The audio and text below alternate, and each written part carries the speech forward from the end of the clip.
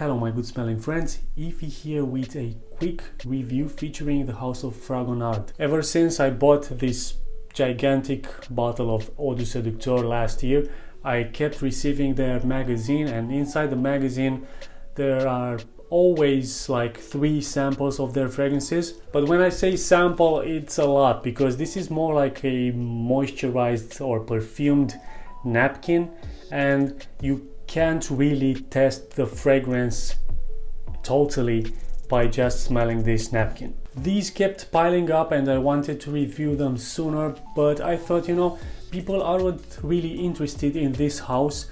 And then I thought, but there might be some people, few, that would be interested, and there aren't so many reviews featuring this house.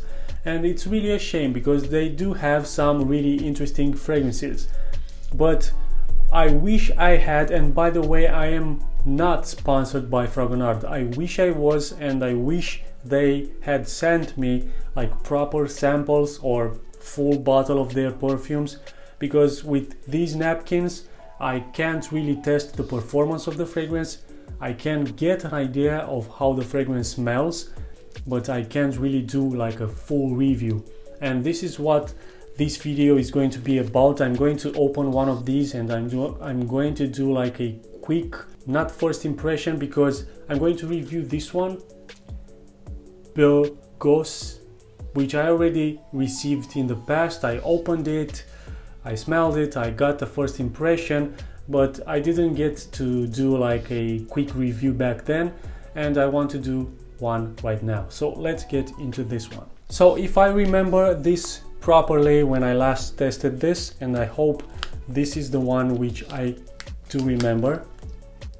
Yes.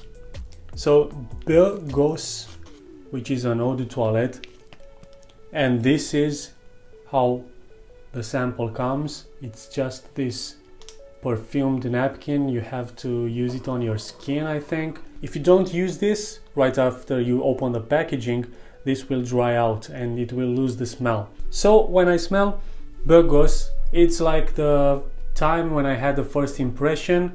This reminds me of Acqua Di Gio by Giorgio Armani. Yes, the famous Acqua Di Gio. And from my perspective and what I'm getting from this house of Fragonard is, I don't want to insult them or anything, but I think that they are making fragrances which are similar to designer or more popular fragrances, but they have like a unique Fragonard aspect to them. They make the fragrances more natural smelling, and that's really a good thing.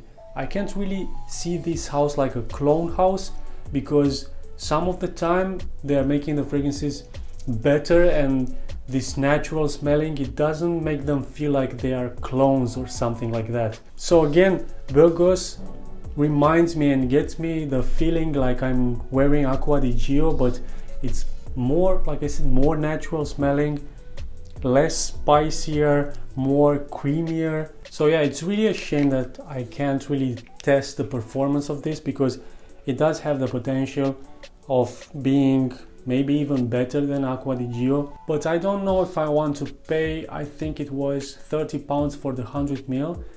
I don't know if I want to pay £30 for a fragrance which smells like Acqua Di Gio, but I don't know how good it will perform. And if it doesn't last long, really, I don't want it in my collection. It's that simple. I do have many other of these samples, and I feel like I owe them to buy from them at least one more fragrance, because they kept sending me all these samples. And at some point maybe I will, but I need to go through all the samples and decide for which sample I would buy a full bottle. But for now, I don't think it's going to be Beau Gosse. I just wish I knew how good it performs. Maybe then I could decide better. And that was it, everyone. Until the next video, keep smelling great.